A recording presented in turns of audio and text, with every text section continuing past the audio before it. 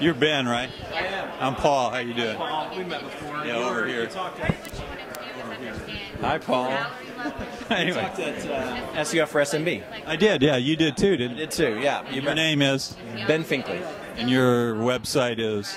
Volacci.com. VOLACCI. What did you think of this event tonight? What did you get out of it? Well, the social media, of course, is huge, and everybody is clamoring for more ideas about how to use social media. And I think the main thing I got from it tonight was just a good general overview of here's specific actions that you can take. Here's what social media can and can't do. I think probably the most important thing that I learned was something that he said in the first 2 minutes of the talk, which was that your product or your idea has to really lend itself to social media, and people have to be excited about what you have. If you have something that's boring, don't waste your time with social media, because that's not what social media is for. So that's kind of, I guess, the main thing that I learned, because frankly most businesses are boring, and some of the most profitable businesses are quite boring. So social media probably doesn't work for most of the customers that we work for, but there's the occasional customer that we get that I think social media is and will become a much bigger part of what we do for them. So. Now, speaking of excitement, what do you do at Volacci? What is Volacci all about? Volacci is a search engine optimization and pay-per-click marketing company. We differentiate ourselves in a couple of ways. We're one of the only SEO companies that guarantees that you'll make more profit from your campaign than you spend on our services, or we'll work for free until you do. So that's kind of a unique guarantee in our industry. And we also do a lot of things that we learned ourselves. So one of the things that also sets us apart is that we started out as an online store, and we built our company around doing search engine marketing for our own website, and we learned a lot of things the hard way when our own money was on the line. And so, you know, a lot of SEOs, they became SEOs by studying SEO, and we learned it by building a business, and we have a very different perspective, I think, than most SEO companies do.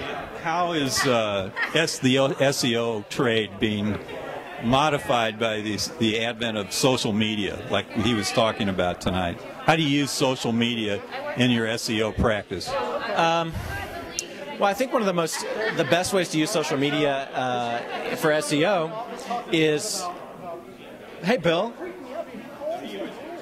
How you doing? How you doing? Paul. Doesn't get more social than that. Yeah, we're on over here. What are we on tonight? Spring.net. The stuff that Palin was and the stuff that Obama was. Right, look over there. Over there's the camera. Oh, hey. Yeah, there you go. The great political thing today. Did you hear? Someone was attacking Palin's husband for his DUI 22 years ago. And someone on the other side, you don't hear much of this in the media, but thought really quickly and said, that's when Obama was doing his blow, wasn't it? But, yeah, we're all on something if we're in social media. Right, and your name? I'm not sure I want to give that up. Okay, all right. That's all right. No, you're with Apogee Search, right? I work with Ben every chance I get. He supplies really great parties. I can't keep it. Bill Leake, Apogee Search. Pleasure to be here. Darn good. You must be that famous guy, Paul, that I haven't met yet. Paul Terry, yes. Paul Terry Wallace. John Lepkowski's been raving about you for some time. Has he? I never hear from that guy. Well, that doesn't mean he's not raving about you. He's busy. Yeah, he's busy. He's a cool guy. He's been in it for forever, since before everyone else was into it, pretty much. He's forgotten more than we'll ever learn. Yeah, he's a cool guy. What's Apogee doing? Excitement. For excitement? Well, yeah, a lot of it comes down to the basics. Recruit phenomenally good people. I'm out. Okay, you're out. Good talking to you, Ben. Thanks a lot.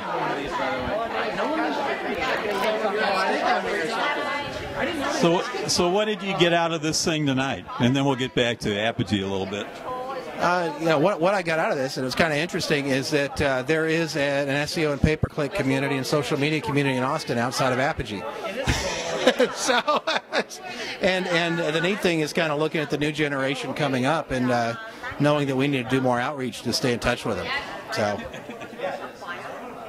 No, come play. Yeah. It's all about Geo tonight. So I know. Here, say something. Hey, how you doing? See, that was great. Okay, I'm very uncomfortable on camera. Well, this is social media. When they had that Mashable event, that you were at the day camp, what did you do at the day camp? Worley and I sat for about 15 minutes and created a slide deck and then gave a presentation. And it was literally about 15 minutes of preparation, and we got up there and talked for an hour. You were a judge too, right? Yes. Oh, yeah. The judge on the on what was that? What's that thing called that they do? I can't think of it, but that kind of on-the-fly ad hoc startup thing that they do. Yeah. That was fun. Yeah, I was on one of the teams. We came in second. Were you on the pirate team? Pirate team, yeah. Yeah, right. As it should be. Well done, and we would, if it was nothing but enthusiasm, y'all would have won. But we just didn't think you were going to make any money. Yeah, that's true. Well, so what did you get out of this specifically tonight? What was the specific piece that sticks out in your mind? The specific piece that sticks out about the presentation itself, or about the community that's other than the tables being too small here. I would say it comes back to the basics of social media. It's about conversations. It's about having a story and being authentic about it. It comes down to do you have something that's worth saying, and are you willing to take honest feedback from other folks if they come back and say, that story wasn't worth saying, and then adjusting. We tell a bunch of our clients, if they can't stand the heat, don't go in the kitchen, because social media is going to strip it, and properly done is going to kind of reduce you down to first principles and then build you back up again. And talk about startups that don't consider monetization, and it seems like I see a lot of websites that have a lot going on. It looks like there's millions going into them, but I don't see even one little bit of monetization on them. Why is that? Well, there are many things that motivate people. The good news about the human race is we're not 100% money motivated. In fact, some of the best humans out there are almost not at all money motivated, and so you would expect to see that reflected in the web ecosystem. And some of the sites that have ended up monetizing the best, like Skype, started out paying it forward and paying it forward and paying it forward, or Hotmail or others. So a lot of times it's just about doing something really cool, leaving the campsite better, adding value. Every once in a while, one of those things is a rocket ship, and then a monetization path presents itself. Others, like Wikipedia, still have no monetization, and yet they're monstrous. So, I think you're going to have a whole bunch of different motivations for why people start a website. And, I don't know that every website should be started with the idea of making money. I'd love it when you have when you've got somebody who had no thought of monetization, and it was just a labor of love, and it took them 8 years to build the traffic.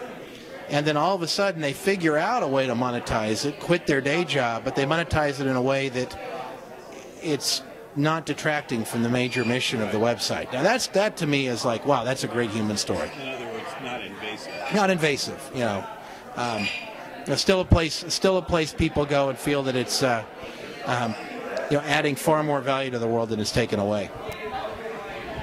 So what kind of projects are you doing now? And tell me about some of the social networks that you take part in.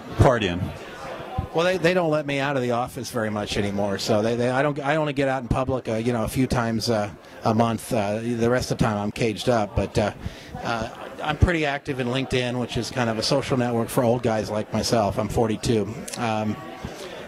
More and more active in Facebook. I'm on Twitter, but not active there. Probably should be. And a couple others, but between Facebook and LinkedIn, I think you've kind of hit the 80-20 in most cases. So for folks who are trying to be, I'll vote on Dig. There are a couple other places where I'll do stuff on Spin, which is Danny Sullivan's search engine optimization Dig-like thing. But Facebook and LinkedIn is going to get you 80% of the way there in most cases, unless you're in a weird vertical.